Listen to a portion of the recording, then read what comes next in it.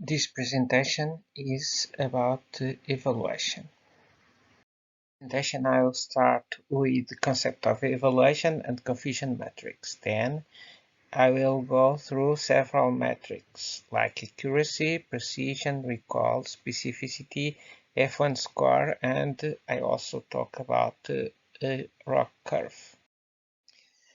After a data scientist has chosen a target variable and completed the prerequisite of transforming data and building a model, one of the final steps is evaluating the model's performance.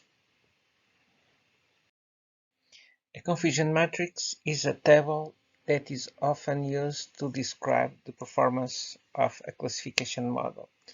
The quality of the model is evaluated according to a set of test data for which the true values are known. So let's see each one of the parts of the confusion matrix. The true positives are the number of positive records rightly predicted as positive. True negatives are the number of negatives records rightly predicted as negative. False positive are the number of negative records wrongly predicted as positive. And the false negatives are the number of positive records wrongly predicted as negatives. So false positives is type 1 error, while false negative is type 2 error. Accuracy is the overall performance of the model. It is true positive plus true negative divided by all the values of the matrix. So overall, how often it is our model correct? Precision or positive predictive value. It is how accurate the positive prediction are. So the precision helps when the cost of false positives are high. For example, detect skin cancer.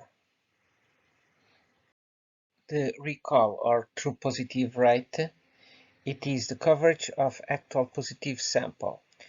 Recall helps when the cost of a false negative is very high. Suppose the case of a nuclear missile. The specificity or true negative rate, it is the coverage of actual negative sample. And it analyzes the proportion of true negative correctly identified. F1 score, it is an hybrid metric useful for unbalanced samples. A good F1 score means low false positives and low false negatives. Correctly identify real threat and not disturbed by false alarms. This is the advantage of this score. ROC or receiver operating characteristic.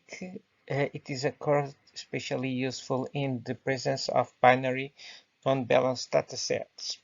ROC charts present the balance between true positive rate and false positive rate in a graphical way. ROC charts are available through the ROC curve method inside Git-learn metrics. Concluding, we analyzed what it is a confusion matrix and also several metrics that may be used like accuracy, precision, recall, specificity, F1 score, and we also analyzed the ROC curve.